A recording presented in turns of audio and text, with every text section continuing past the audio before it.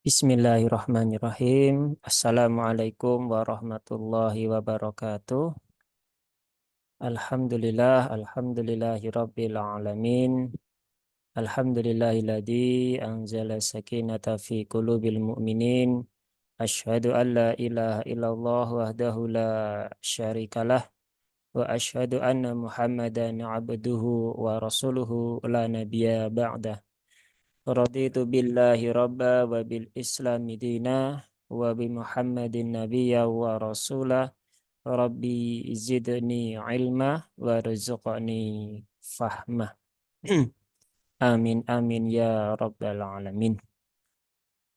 Alhamdulillah, Allah berikan kemudahan kepada kita, sehingga kita bisa melanjutkan ya daurah tematik kita, membahas terkait hal-hal tentang Quran dan juga tajwid setiap hari Jumat ya, ba'da sholat Jumat atau jam 1 sampai dengan jam 2 insya Allah. Dan hari ini sesuai yang tadi ya kita sampaikan di grup,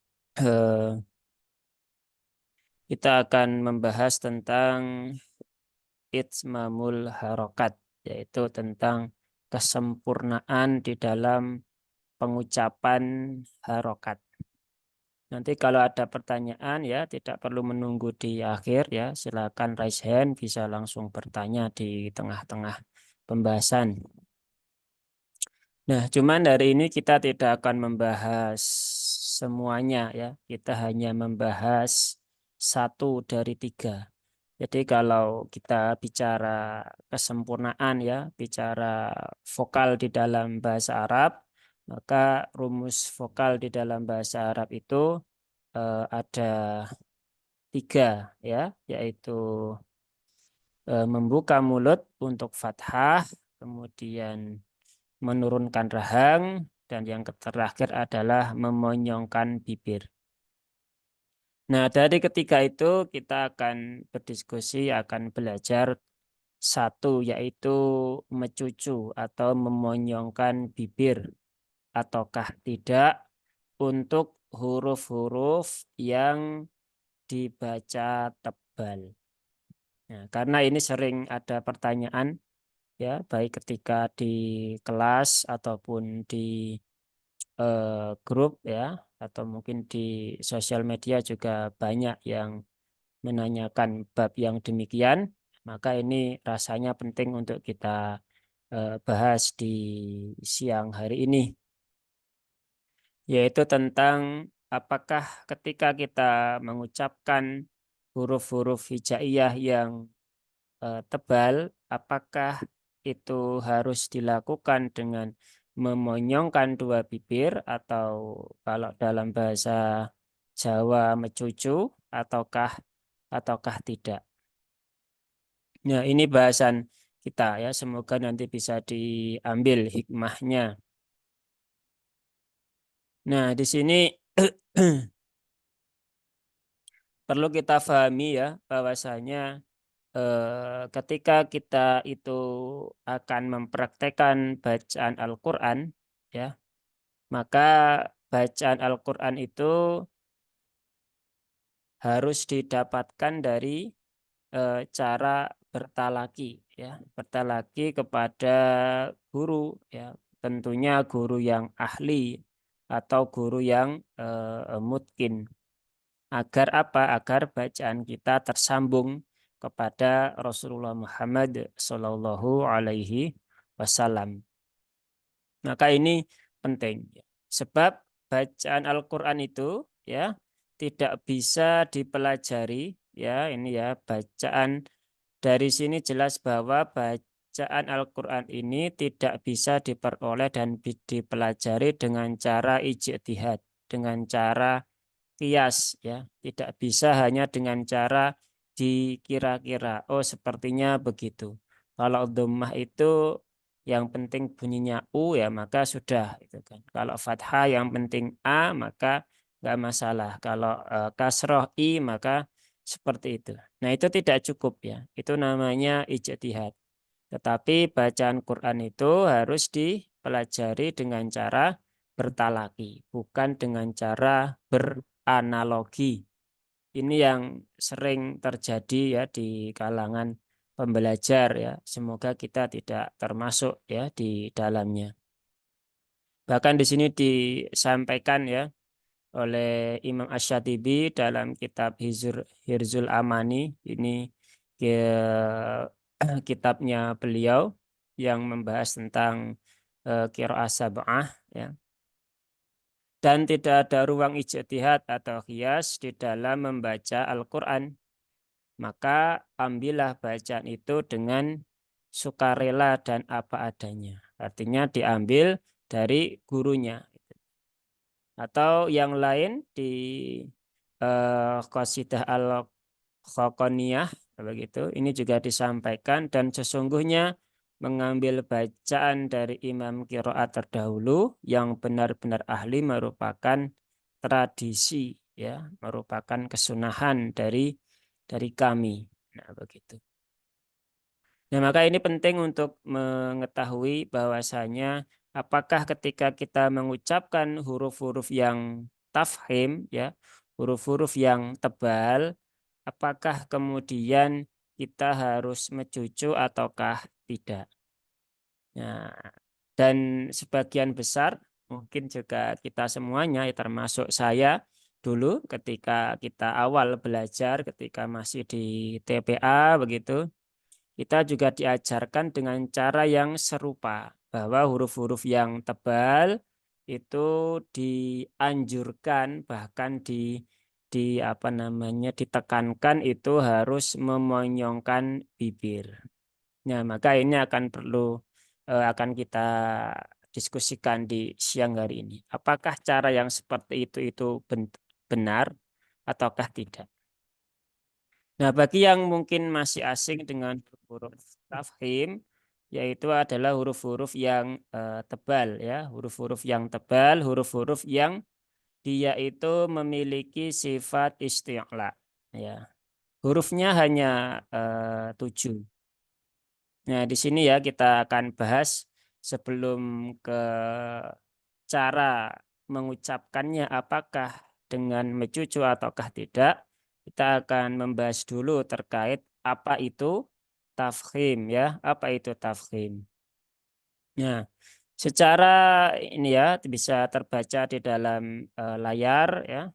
Tafkhim itu adalah maknanya dia menggemukkan ya atau menebalkan ya. Maknanya menggemukkan atau menebalkan. Jadi tafkhim itu adalah suara tebal yang masuk pada huruf sehingga memenuhi rongga mulut dengan gema atau pantulan suaranya. Jadi kata kunci dari tafkhim itu adalah ini ya, adanya gema. Jadi ketika kita mengucapkan huruf-huruf yang dia itu tebal, di dalam mulut itu, di dalam rongga mulut kita itu akan terkumpul apa namanya, udara di tengah rongga mulut itu, sehingga itu akan menimbulkan gema. Dan itulah yang membuat suara itu menjadi lebih tebal. Nah, itu maksud dari tafkhim. Lalu huruf-hurufnya apa saja? Nah, huruf-hurufnya ada di sini. Ya, adapun huruf-huruf yang dibaca tafkhim atau tebal secara permanen itu hanya ada 7, yaitu huruf kha, ya, kha. Nah, yang itu huruf yang ada di tenggorokan atas, ya. Kemudian huruf shod, ya, huruf shod itu ujung lidah mendekati gigi seri bawah. Kemudian huruf dhad itu adalah sisi lidah di geraham atas, ya, boleh kanan, boleh kiri. Kemudian ghain, ya, ghain sama dengan kha, dia di al-halaq ya di tenggorokan atas. Kemudian huruf po. Huruf tha itu ujung lidah eh, gusi ya, ujung ujung lidah gusi atas ya. Dia bersama dengan ta, bersama dengan dal. Kemudian kof ya. Kof itu di pangkal lidah ya, pangkal lidah. Kemudian huruf dha dia di ujung lidah bertemu dengan gigi seri atas. Nah, huruf-huruf yang dibaca tebal itu secara permanen, yang secara mutlak hanya ini, ada 7. Dan semuanya itu kalau kita dengarkan secara apa namanya, secara normatif itu bunyinya seperti suara vokal O di dalam bahasa Indonesia, kayak gitu.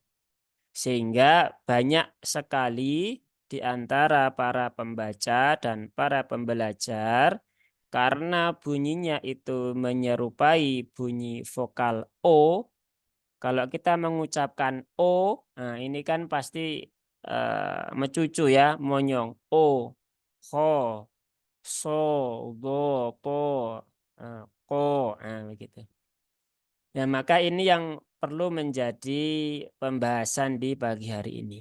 Apakah cara mengucapkan seperti itu adalah sesuatu yang tepat ataukah tidak?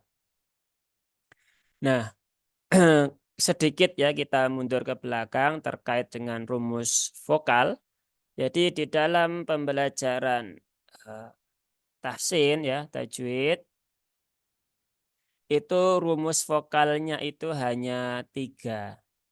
Yang pertama adalah kalau orang Jawa mengatakan mangap ya atau membuka mulut. Mangap atau membuka mulut itu untuk semua huruf hijaiyah yang harokatnya fathah ya. Semua tanpa terkecuali. Berarti untuk yang 7 huruf ini juga sama. Iya. Selama ini harokatnya fathah, maka dia diucapkan dengan membuka mulut, bukan dengan cara memonyongkan mulut. Nah, itu rumus vokal yang pertama. Yang kedua adalah eh, meringis kalau dalam bahasa Jawa. Atau kalau dalam bahasa Indonesia menurunkan rahang. Itu adalah untuk semua huruf-huruf yang harokatnya kasroh ya, harokatnya kasroh berarti dia bunyinya i. Nah, maka dia harus meringis ya, harus turun rahangnya. Dan yang ketiga adalah memonyongkan bibir. Nah, ini yang menjadi bahasan kita. Memonyongkan bibir itu untuk seluruh huruf hijaiyah yang harokatnya dhammah. Maka memonyongkan bibir atau mecucu ya, mecucu atau memajukan dua bibir ini ke depan itu hanya untuk huruf-huruf yang harokatnya dhammah. Maka ketika huruf-huruf ini ya ada kha, shad, dhad, ghain, tha, qaf dan dha. Kalau dia harokatnya fathah, maka rumus vokalnya berlaku. Dia tidak diperbolehkan diucapkan dengan cara memonyongkan bibir. Bahkan ada beberapa yang juga disertai dengan menggelembungkan pipi ya. So, to, lo, begitu. Pipinya digelembungkan agar menebal. Nah, itu tidak cocok dengan rumus vokal yang berlaku. Nah, sekarang akan kita lihat dari pandangan beberapa ulama ya. Nah, ini untuk 7 huruf yang permanen. Nah, untuk huruf ini ya, alif, kemudian lam dan juga ro. Nah, ini memang nanti kalau kita belajar lebih lanjut itu mereka bisa dibaca tebal, bisa juga dibaca tipis ya, sesuai dengan kaidah yang berlaku. Tetapi yang permanen hanya 7 ini. Maka kalau mau dilatih, ya dilatih dulu yang 7 ini, nanti yang 3 ini menyesuaikan. Selain itu juga perbedaannya ada pada timbangannya, ya timbangannya. Kalau huruf yang 7 ini, ya, yang apa namanya, 7 ini ya huruf-huruf yang tafkhim, yang tebal, ini kemudian kita belum bisa mengucapkan dengan baik, kemudian dia terucap dengan tipis, ya, dengan tipis atau dengan memonyongkan bibir tadi itu, maka dia ada potensi tertukar dengan huruf yang lain. Karena semua huruf ini punya beberapa huruf yang lain yang dia tempat keluarnya sama. Berbeda dengan ini ya, alif lam dengan ro. Kalau dia itu eh, tidak tertunaikan ya tebal tipisnya, terutama yang huruf ro begitu. Nah, dia hanya akan sampai kepada lahen khofi. Nah, kesalahan yang ringan ya, tidak merubah makna. Tetapi walaupun begitu, ya baiknya keduanya ini dipelajari ya, dipelajari kemudian diperbaiki. Nah, itu bedanya ya antara yang 7 huruf permanen dengan yang kadang tebal, kadang tipis. Nah, huruf-huruf yang 7 ini tadi ya, ini kalau kita belajar sifat-sifat huruf, nah, maka mereka itu memiliki sifat yang namanya isti'la. Nah, di sini di Muqaddimah Jazari dijelaskan ya di bait ke-45 bahwa dan tebalkanlah huruf yang memiliki sifat isti'la. Nah, jadi bisa dipastikan huruf yang 7 ini tadi, nah ini semuanya memiliki sifat isti'la. Terlebih lagi yang memiliki sifat idbaq. Jadi huruf isti'la itu adalah huruf tebal dan huruf yang memiliki sifat idbaq maka dia lebih tebal daripada huruf isti'la. Huruf yang memiliki sifat idbaq ada berapa? Ada 4 ya. Dari 7 tadi ada 4. Yaitu adalah huruf ini ya, bod, kemudian sod, kemudian wo dan po. Nah, ini. Jadi yang 7 ini memiliki sifat isti'la. Kemudian dari 7 itu ada 4 huruf, yaitu huruf sod, huruf bod, huruf po, dan huruf bo. Dia selain punya sifat isti'la, mereka juga punya sifat idbaq. Ya. Apa itu idbaq? Idbaq itu adalah lengketnya tengah lidah. Ya. Lengketnya tengah lidah ke langit-langit atas. Kalau isti'la itu adalah ini ya, terangkatnya pangkal lidah saat mengucapkan huruf tersebut. Nah, jadi kalau dia punya isti'la dan juga idbaq, maka dia pangkal lidahnya terangkat saat diucapkan, ditambah lagi tengah lidahnya lengket ke langit-langit atas. Nah, memang ini harus ditalakikan ya suaranya agar bisa dipastikan ketika kita berlatih itu apakah sudah tepat ataukah belum. Ya. Nanti ditalakinya bisa di guru masing-masing ya, atau di kelas yang ikut kelas ya, atau bisa di grup setoran ya, silahkan.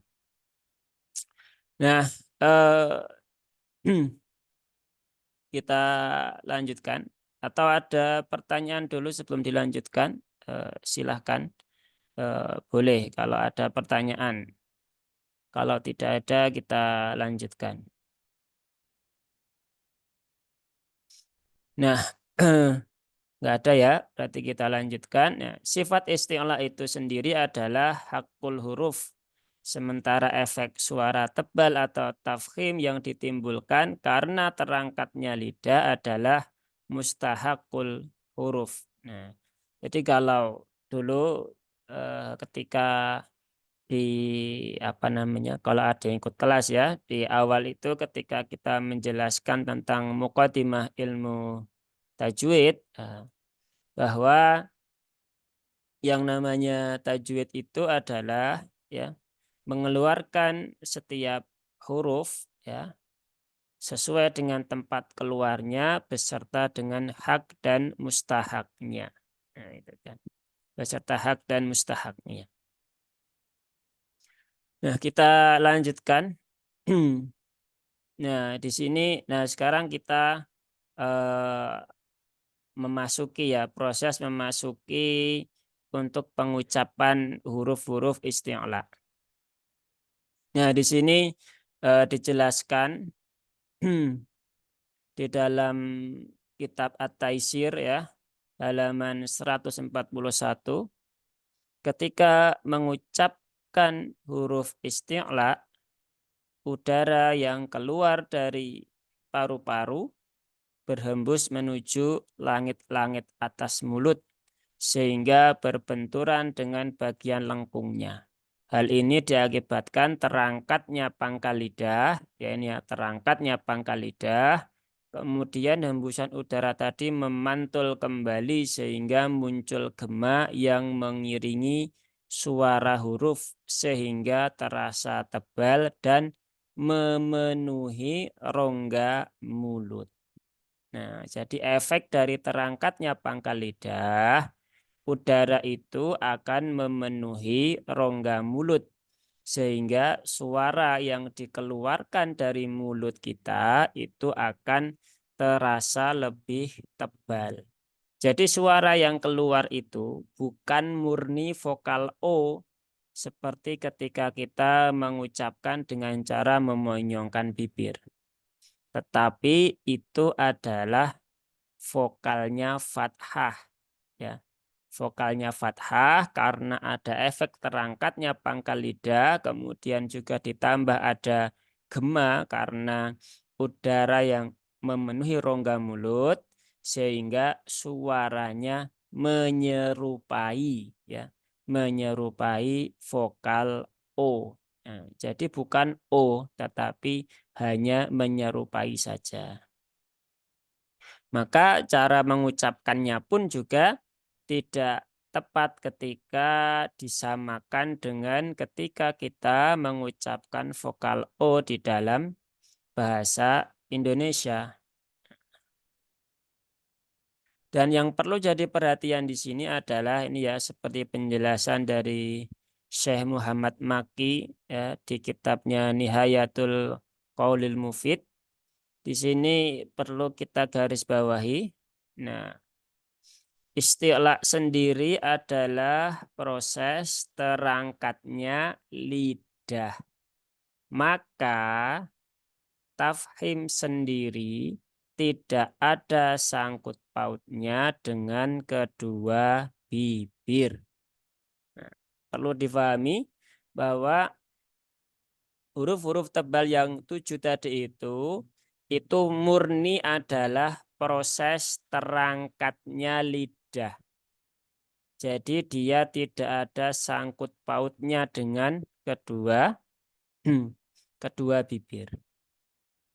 Nah, sehingga walaupun bibirnya itu tidak mencucu ya, tidak monyong, maka dia tetap bisa keluar vokal yang menyerupai vokal O. Nah, dari penjelasan tersebut jelas bahwa proses penebalan huruf ini tidak melibatkan kondisi bibir.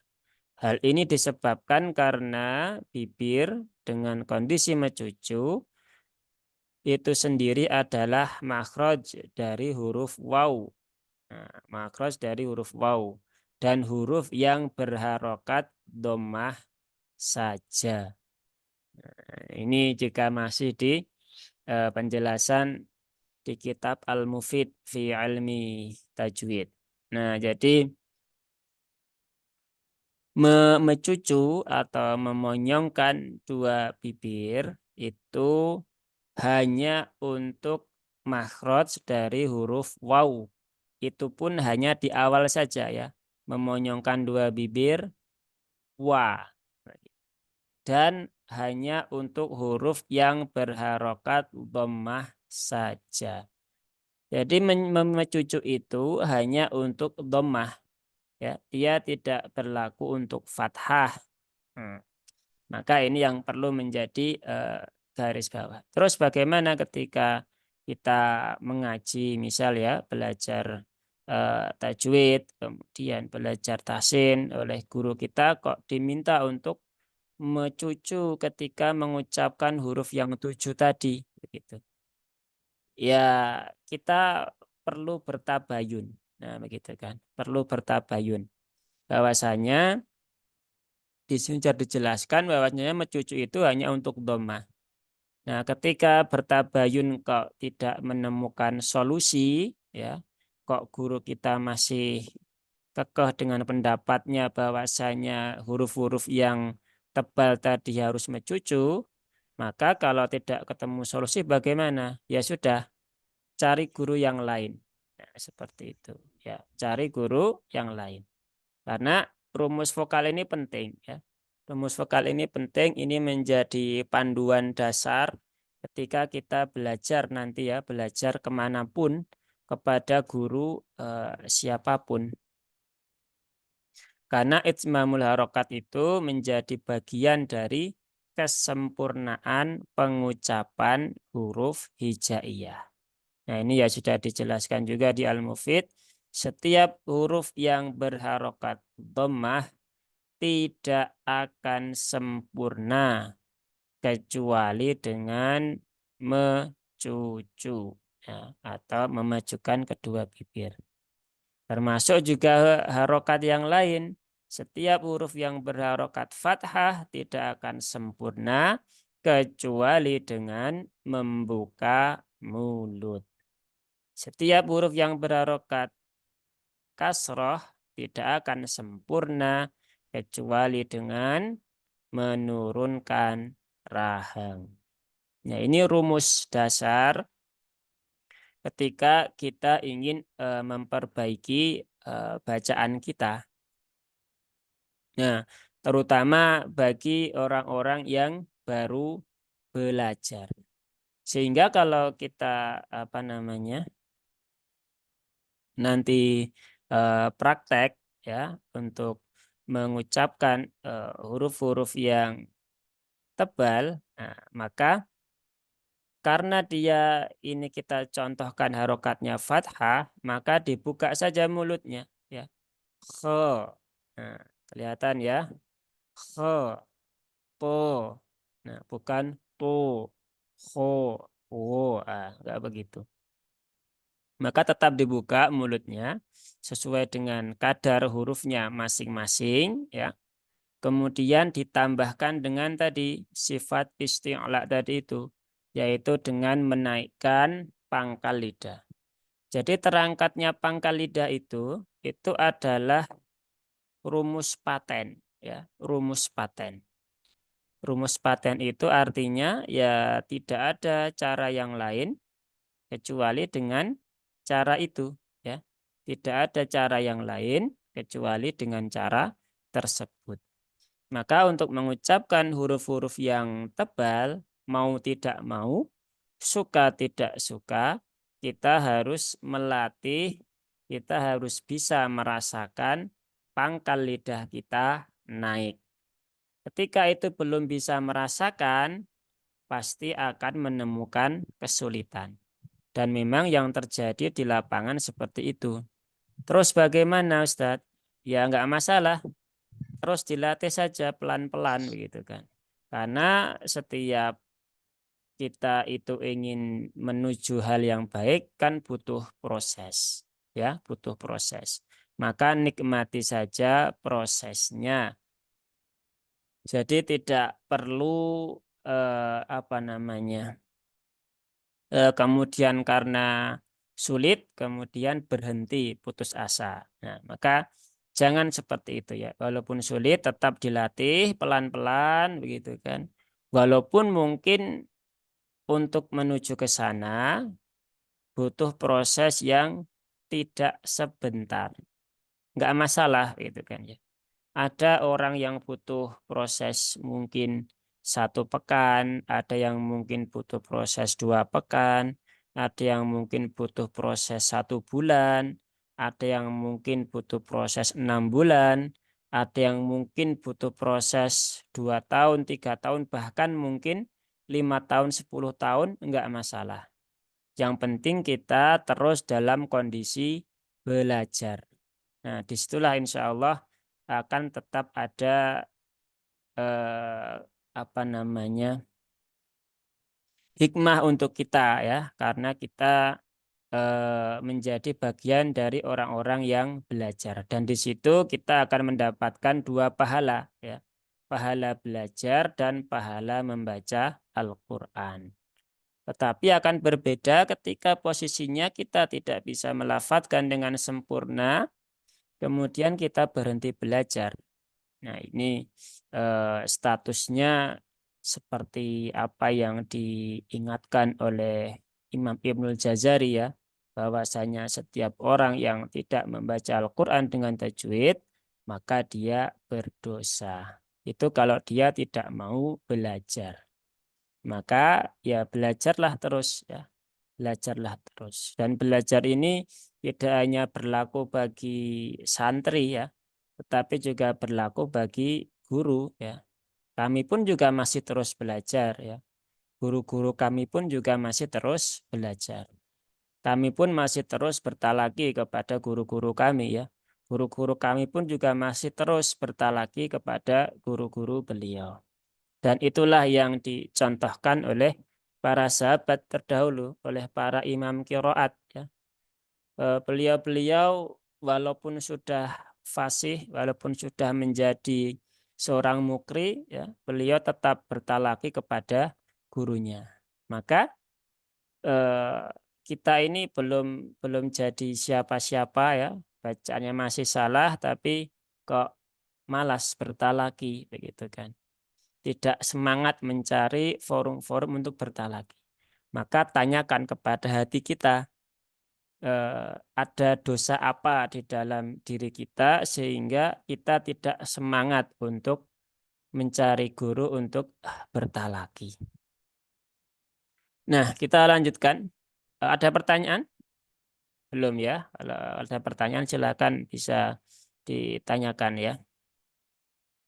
Dari sini maka kita bisa pahami bahwa huruf-huruf yang dibaca tebal ini dibaca dengan bibir mecucu jika berharokat dhammah. Nah ya, jika karena dhammah tujuannya bukan untuk menebalkan huruf, tetapi untuk menyempurnakan harokat dhammah itu sendiri. Nah, jadi ketika dhammah diucapkan dengan mencucu, lu, tu, pu, su. Nah, itu untuk menyempurnakan ya harokatnya, bukan untuk menebalkan. Karena tebal tipisnya itu bukan tergantung pada kondisi bibir ya, seperti tadi yang sudah dijelaskan di atas, tetapi tergantung pada kondisi lidah, yaitu pangkal lidah. Apakah dia naik ataukah tidak? Nah, selain harokat tersebut, maka kondisi bibir tetap rileks. Nah, di antara beberapa keterangan ulama tajwid tentang kesalahan menebalkan huruf tafkhim dengan mencucu, selain yang berharokat dhammah, terutama huruf shad adalah sebagai berikut. Nah, ini ya, eh, di antara hal-hal yang dianggap bid'ah dalam membaca Al-Quran adalah kedua bibir mencucu ketika mengucapkan huruf tafkhim yang berharokat fathah dengan tujuan menguatkan sifat tafkhimnya. Jadi ini yang sering diajarkan dulu ya kepada kita ketika kita mengucapkan huruf tafkhim dengan mencucu itu dengan tujuan untuk menguatkan sifat tafkhimnya, ya, ternyata sudah terbantahkan sejak zaman dahulu karena memang itu tidak berhubungan dengan kondisi bibir. Murni dia hanya berhubungan dengan pangkal lidah, hanya berhubungan dengan lidah saja. Nah, itu kesalahan yang pertama, bahwa ketika memonyongkan bibir itu dapat menguatkan sifat tafkhimnya itu tidak cocok ya, tidak tepat. Nah, kemudian ya, di antara kesalahan-kesalahannya adalah memajukan kedua bibir atau mencucu ketika mengucapkan huruf tafkhim. Hal ini disebut ismam dan sudah salah kaprah. Karena orang yang memajukan kedua bibirnya dengan anggapan menebalkan huruf, pada kenyataannya ia hanya mencampur suara huruf dengan suara huruf waw. Ya. Kedua bibir itu tidak mempunyai fungsi sama sekali dalam menebalkan huruf, tetapi suara yang ditekan hingga berbenturan dengan langit-langit atas, lalu memantul dan memenuhi rongga mulut dengan eh, gemanya. Nah, ini peringatan yang kedua ya, bahwasanya kalau apa namanya, mencucu ya, mencucu atau memonyongkan itu nanti ada potensi ya mencampurkan suara huruf waw. Nah, begitu. Nah, catatan yang ketiga ya, kebanyakan orang ya kedua bibirnya mencucu ketika melafadzkan huruf ro ya, ro, bukan ro, beda ya. Ro dengan ro. Kalau ro ini dia mencucu, ini cara yang salah. Kalau ro dia tetap membuka mulutnya, pangkalnya naik, itu yang tepat. Kebanyakan orang kedua bibirnya mencucu ketika melafalkan huruf ro tasdid dan berharokat fathah. Ini adalah kesalahan yang menyebabkan suara ro bercampur dengan suara dhammah. Yang benar adalah kedua bibir sedikit merapat. Nah, jadi membuka, tetapi membukanya tidak terlalu lebar.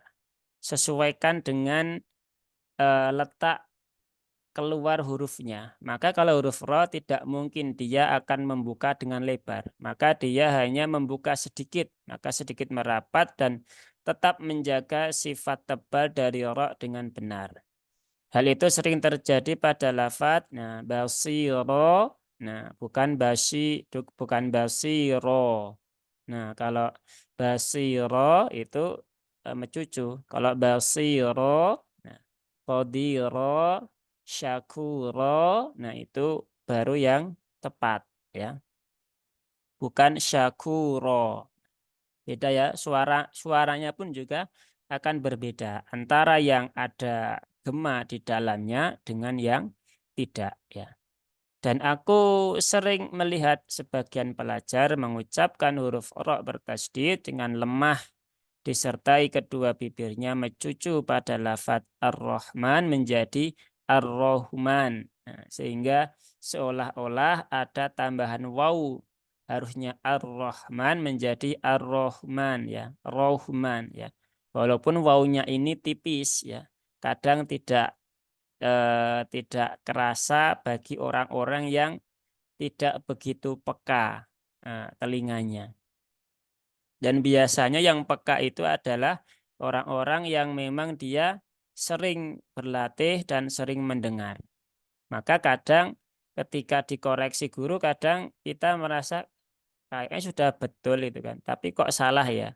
Ya memang begitu. Kadang kita nggak sadar mengucapkan kesalahan itu. Maka ketika guru kita mengoreksi, ya mengoreksi, maka ya sudah diterima saja koreksian itu, dibetulkan, dibenarkan sampai apa? Sampai guru kita mengatakan betul. Nah, kalau masih salah bagaimana? Ya terus dikoreksi, gitu kan. Terus dibenarkan, terus dilatih. Nah, jadi cara eh, apa namanya? Cara praktis ya.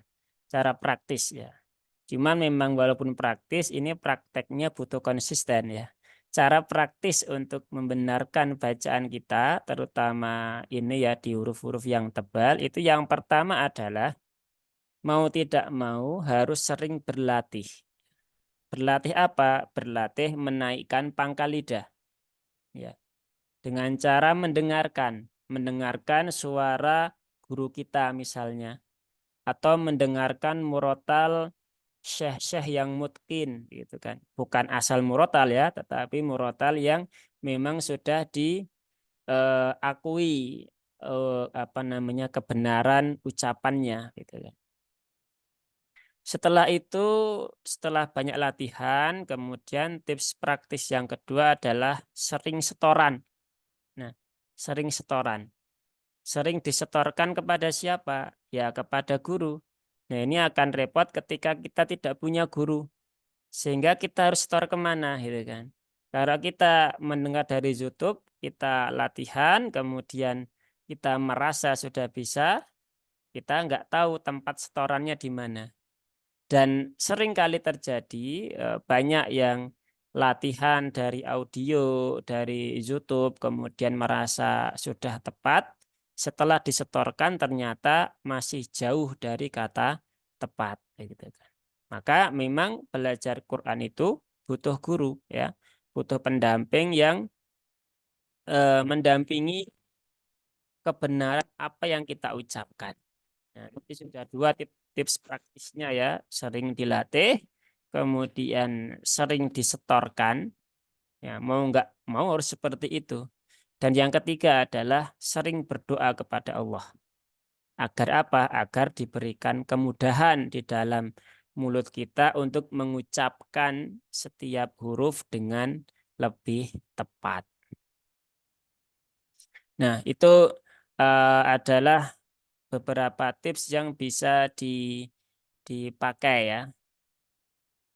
Nah, kemudian ini juga ada dari Syekh Aiman ya, yang beliau masih hidup juga ya sampai sekarang terkait peringatan orang-orang yang sering mencucukan ya, memonyongkan bibirnya. Di antara hal yang dianggap cacat dalam pelafalan huruf shad adalah memajukan kedua bibir ya.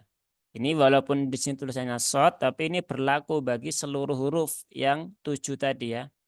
Maka penting menggunakan kedua bibir untuk mengucapkan huruf shad adalah lahan. Lahan itu maksudnya kesalahan. Nah, sehingga ia wajib dihindari. Karena memang tadi ya yang berperan bukan bibirnya, tetapi murni lidahnya. Murni lidahnya.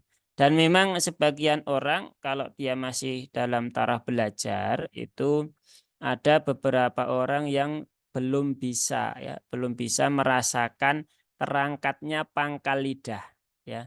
Belum bisa merasakan terangkatnya pangkal lidah.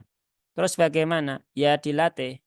Tadi itu ya tiga tips praktisnya tadi itu dilakukan. Nanti kalau itu sudah dinyatakan benar oleh guru kita, maka itu sudah berarti sudah naik pangkal lidahnya. Walaupun kita tetap belum bisa merasakan. Nah, begitu. Jadi kadang ada orang-orang yang dia itu sudah tepat suaranya, pangkalnya sudah naik, begitu kan.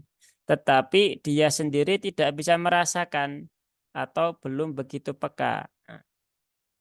Nah, jadi ya apa namanya? Kondisi di lapangan beda-beda. Maka yang menilai siapa? Ya, guru ya.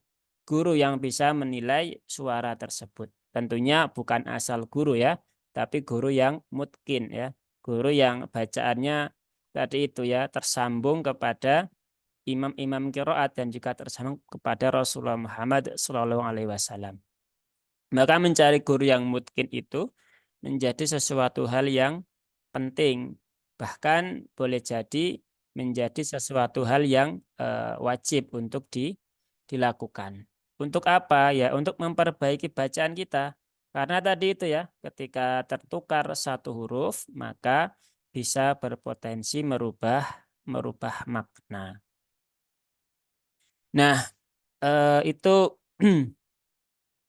beberapa peringatan-peringatan dari beberapa ulama-ulama kita yang bisa menjadi perhatian ketika kita hendak mengucapkan huruf-huruf yang tebal atau tafkhim itu dengan lebih sempurna.